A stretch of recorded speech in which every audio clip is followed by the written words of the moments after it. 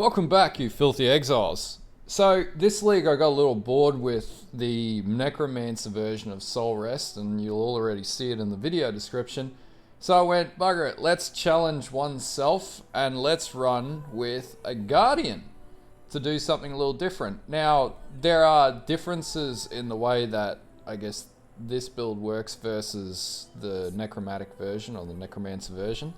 I actually will have a future video. I've spent the last 4 hours with a buddy of mine, Crixus, in the global Discord, of which I theory crafted a low life tree, and lo and behold, the Guardian can actually run a low life Soulwrest variation. So I'll do a video on that separately, because there is a lot of mechanics involved in balancing that one, because it's starved of gems as a number one. And that one's going to take a bit of fleshing out. Also, it's about 30x, so it's not really a build that I want to put up until we get later in League and I've actually put it together and have footage for, but we actually built it and have footage for, or we do have a working POB from a live character in the current League, but future video for a future time. But it does exist, it is possible, and it's incredibly tanky and does tons of damage, and it's a beast. So anyway, further from there, so I've been getting comments on my other build guide video for the Necromancer version, mainly around how to level this and how the mechanic works of Soulwrest. So I'm going to cover off on this now. So in leveling Soulwrest, essentially you're going to get 2 minion skills. You're going to get skeletons and you're going to get zombies, and that's pretty much all you need to level up throughout the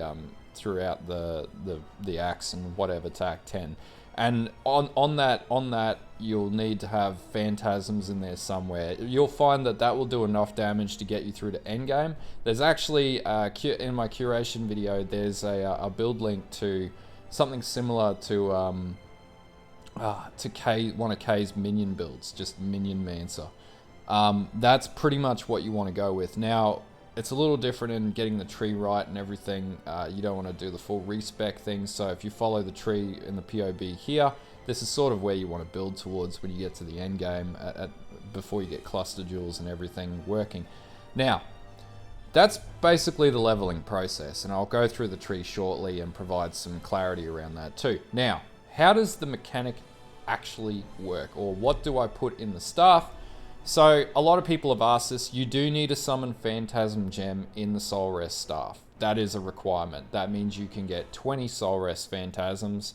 It increases the probability of you getting Phantasms, and as an overall does, what it's intended to do, helps you summon Phantasms. Now, on top of that, you need Predator, Minion Damage, Control Destruction, Hypothermia, and also Elemental Focus. You do not need to have your Soulwrest linked. It does not need to be linked, and that's the biggest thing out of, I guess, the mechanic itself. Now, the other question is, why do you take Avatar of Fire? The way that, at least my understanding of how this works, is essentially it takes Avatar of Fire, it converts the damage from Avatar of Fire, from the base damage from the minions and whatnot, it converts that to fire damage. Then we take Elemental Overload, or Elemental Equilibrium, and the priority proc that comes from fire damage first then results in a huge buff impact onto the secondary 50%, which is cold damage from your minions. Now, why this works the way that it does, if someone can post up in the description who's got more of an understanding of this, feel free to, but essentially this is just how it works. So basically, by taking Avatar of Fire, this then procs Elemental Equilibrium. That results in a negative 50% resistance to cold damage. Your minions do cold damage as then the anchor point for damage output, because the fire damage is mitigated, so the cold damage takes over, and then they do stupid amounts of damage. That's my understanding of this build. That's pretty much how it works, at least to the degree that I understand it. So yeah, that's pretty much it. Alright, so gearing. What have I got so far? Now, by no means is this near. This is doing T13 and T14 maps, and this is nowhere near where it needs to be to do that successfully. Not successfully, but it's nowhere near it needs to be for an endgame progression sort of position. I'm a bit bled dry on currency this league. Exalt's overpriced, drops are shit. The Phantom nerfs that GGG's put through have really hurt the ability to progress in the game, but that's okay because we can get around that with this build. It's pretty lucrative and easy going. So gearing wise, first thing you're going to need is going to be your Soulwrest staff. No brainer, pretty easy to get to. The second thing you're going to need is a Triad's Grip. Now right now I'm still generating enough currency and chromes to be able to recolor this. I've got 3 builds on the run, so I'm a bit stretched right now on builds, but this is my big endgame build that I'm going to be converting to low life. But right now I've got a Triad's Grip with the wrong colorings. You want 4 green sockets in your Triad's Grip, and the reason for this is this converts physical damage to cold damage. And if you have 4, it means 100% of your physical damage is converted to cold damage. And then obviously that then works in with Avatar of Fire, and then Elemental Equilibrium kicks in there, and it's just a vicious carnivorous version of creating more cold damage, but that's what you want to do with that. Now, Stygian Darkness and Throne, Stygian Vise, definitely need it. The 75% increased buff effect to duels is what you're after, and this is a huge advantage to this build, so definitely need it. Rings, you're going to want 2 unset rings that basically max out resistances and proc up your other stats like health or energy shield in the case of moving forwards, or chaos resist. Now, these can get more expensive. The ones that I have are relatively straightforward. I have a few problems with balancing resistances that I need to address, and I'm going to focus on that as I go through the build, but that's pretty much what you want to do with this at this point of leveling. Chess piece, doesn't really matter what you have at this stage. We're not at an endgame point with the life build. Now, when we go to ES, we're going to use a Shavs. And you realistically only need a 4 link for this to work. So you really only want to have Cyclone, Cast While Channeling, Flesh Offering, and Desecrate. And then that's going to result in when your minions popping from the corpses spawned by Desecrate, Flesh Offering's going to consume those corpses, and then that's going to trigger the staff to go trigger level 20 Summon Phantasm when you consume a corpse. So that's the benefit of this staff. So that's the other side of it. That's what that's going to do.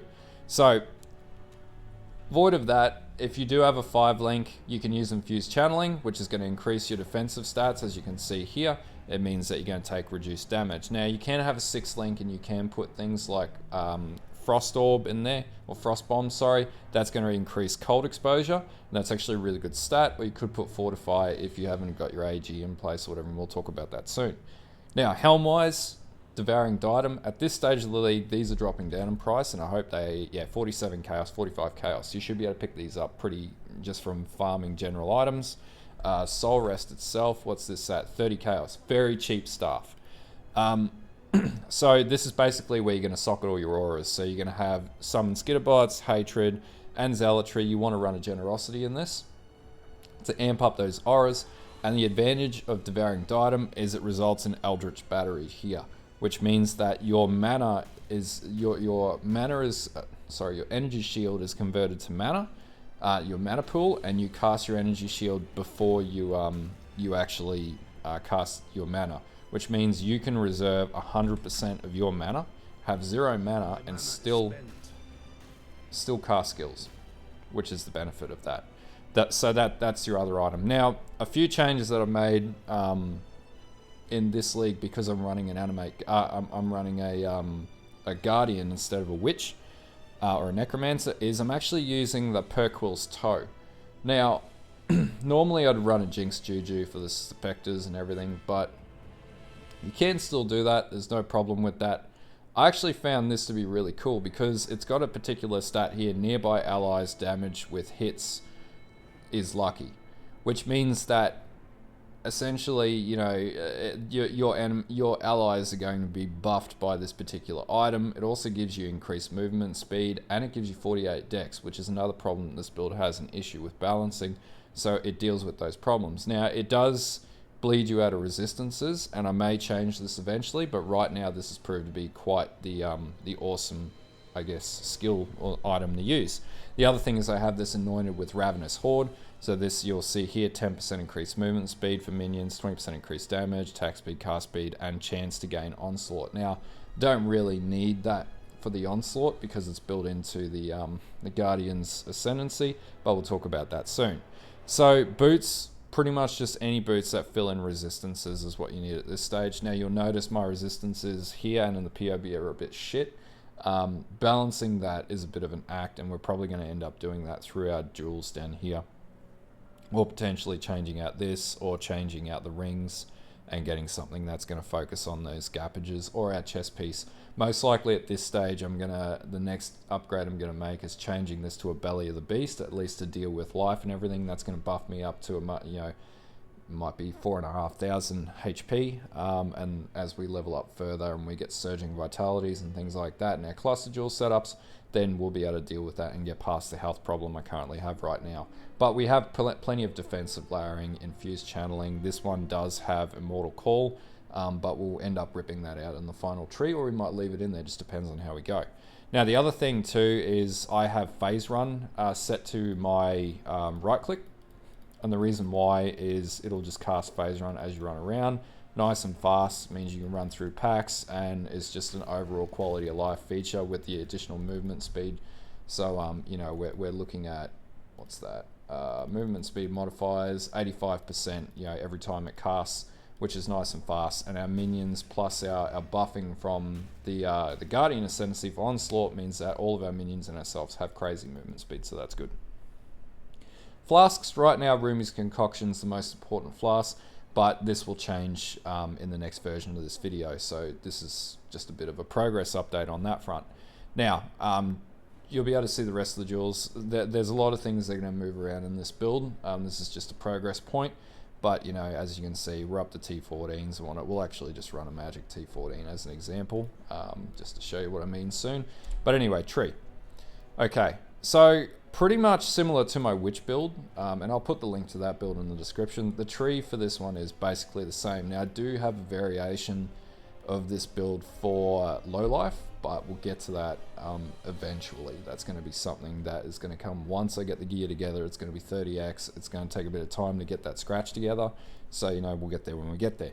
But essentially, starting this build out, when I first started out, you'll start at the Inquisitor Ascendancy, and you're pretty much going to be grabbing this Grave Pact. You'll come down, you'll grab this first node, and then you'll come down and you'll grab these health nodes first up when you first start leveling. Now, it won't be until you get closer to the end of Act 10 that you take the cluster here, so just ignore this. And then you'll work up. You want to grab Sacrifice, Spiritual Command, come across. You want to get Enduring Bond ASAP, and come to Lord of the Dead and Heart and Soul. Now, ignore this in the early leveling process. When you finish about Act 10, this is when you'll take Elemental Equilibrium, because you don't need this right away.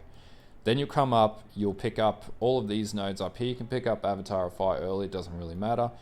Come down and pick up Sovereignty, Purity of Flesh, Righteous Army, Redemption, and we'll come down and get Devotion. Now, as we level up further, we'll pick up this node in here. And then also you want to grab Death Attunement, and come down and pick up Cruel Preparations. Now, once you get to the end of Act 10, this will take you to the end of Act 10, by the way. You want to start investing in getting cluster jewels, of which I've started. You'll need Life from Death, and there's another cluster jewel that results in your minions won't die when you... Blessed Rebirth is the other one that you want. So if you can get a medium cluster jewel with Blessed Rebirth and Life from Death, that's what you want from minion buffing, and an 8 passive large minion cluster jewel.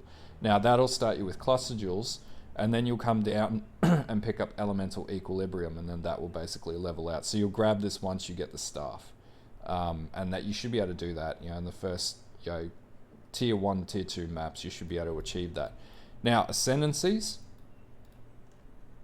First of all, because we're going to start with minions on this build, you're going to grab Radiant Crusade, then you're going to grab Unwavering Crusade. This is going to mean that your enemies unnerve, your allies unnerve enemies, they intimidate enemies, which does stupid amounts of damage. And in fact, I didn't even have that ticked on in my tree. If I go to configuration, enemies are unnerved and intimidated. Okay, cool. And then from there, you're going to pick up Time of Need when you ascend for the 3rd time in, what was it, Merciless? And then when you do Uber, you're going to get Bastion of Hope, and this is going to mean that every 2 seconds you get 50% chance to block attacks, which is actually quite useful, and you'll see it here. So you are granted spell block, and that's going to cycle in here. So chance to block attacks, you'll see goes up to 72%, which is really good. So as you cyclone around, you're going to get a 30% health regeneration buff from time of need every 4 seconds, and then you're going to get Bastion of Hope, and that's going to cycle and be really effective at mitigating damage and also protecting your allies. Now, that's pretty much the tree and the gearing.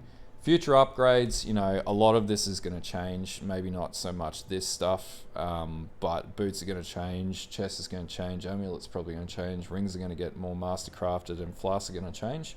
And also the big changes here are going to be the cluster jewels that I'm going to bring in. They're going to be similar to my last build last league. Now, all of this, however, will change when I respec to low life. We've managed to get this tree up to 6,300 ES. And it does like 600 ES regenerate per second. It's just crazy. It's got max cap resistances, everything, but it's expensive. So that is actually a very big possibility here, but it's a future video, as I said. Now, the other things that you should be aware of is you're going to be using an Animate Guardian. So, and I'll put the list of the gear that you want in the description below. But the Animate Guardian is going to use Victarios Flight. It's going to use a Dying Breath staff. It's going to use a Leer Cast, and it's going to use. And I normally just spec out an early Animate Guardian with an Ambu's charge, but realistically, you want an Ephemeral's garb. Now, the Ephemerals is going to be really expensive. Getting a Kingmaker, which is the thing that gives Fortified to your minions, is about 1x at the moment, or a half x. So still, this stuff is really expensive right now, but it'll come down as the league comes down. So we're just going to do a poor man's Animate Guardian for right now.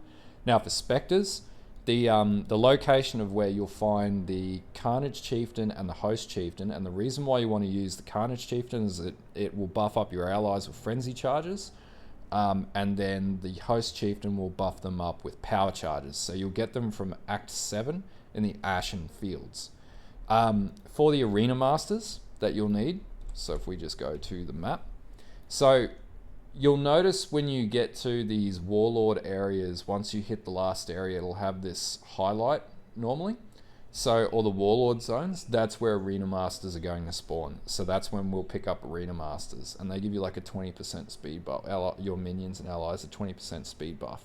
They're really good, and they're super tanky, great support minion to have on your side, and just an overall really good minion to buff up your build. So anyway, that's basically the gist of where I'm at right now with the Guardian.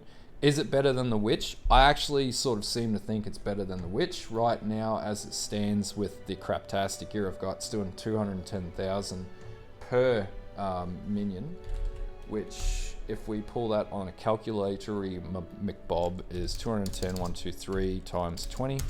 So we did 4.2 million DPS. I was going to say $4.2 million. I bloody wish. But anyway, so what that means is bossing wise right now, up to T16s, it's doing pretty amicable damage with, you know, no real min-maxing at this stage, you know, piecemealed gear and no optimization at all. So we're doing okay. Can this get better? Absolutely. We can get this up to probably 400 plus K like I did last league with the Witch per minion. And the survivability that comes with the Guardian versus the Witch is significantly better as well. I actually prefer the Guardian. I think there are some fall downs like minion level and things like that on gems, but I think where you might drop off a little bit of DPS, the survivability is the trade-off, whereas the Witch is just like face tank it and hope you don't get slapped too hard because you die straight away. So yeah, it's a push and pull. Yeah. Anyway, if you've got any questions, drop them in the comments. And yeah, if this video helps you on your path, like and sub. I have been playing around with an alternate to Cyclone. It turns out that you can actually use Charge Dash on these to summon minions instead of Cyclone. So actually, let's load up. We won't use that, but I'll give you a bit of an example of what this looks like. So if we just take...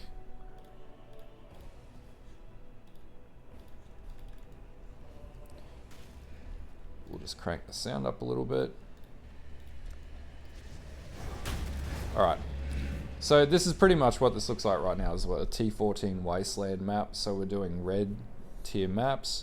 So pretty much you're getting your map. I don't have my AG up at the moment, and I don't have my my Spectres, so this is going to be pretty raw. But what you'll see is it pretty much just cheeses through maps. And then you'll just hit Convocate, bring the minions over to you. Just keep an eye on your health.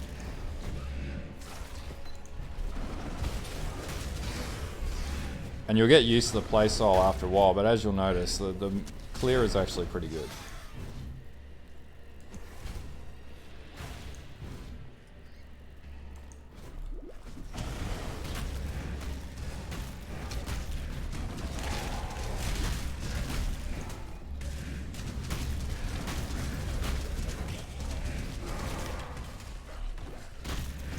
And of course we'll take the wrong way, so it'll be up this way.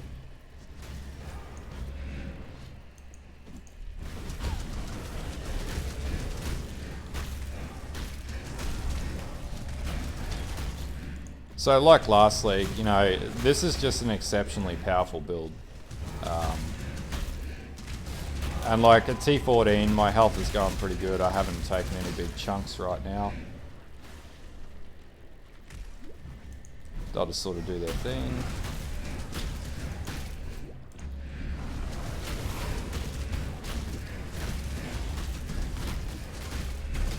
So you sort of just want to hit signal prey on that. They'll do their thing.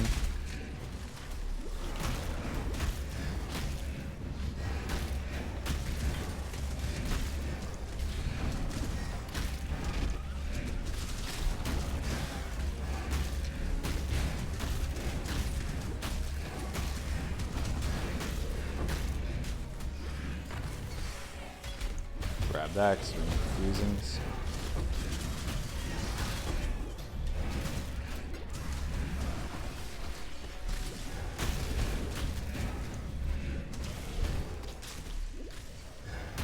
So that should be, there it is. So you just see his health just completely get decimated. And that's a T4, like that's not a upgraded map or anything like that. It's just a standard blue T14. So you know we're just testing it to see how it goes. Worked quite well, didn't die, so I'm not going to eat my words. Anyway, if this video helps you, like and sub. I'll put all the information you need in the description as normal, and a link to the previous build as well. There'll be a future video where I do an upgrade where I get this to a health variation at max, min and maxed, and that will be like another week away. And then from there we're going to convert this mofo into a low life version, and then I'll show you how you do that. But anyway, until next time, like and sub, and bye.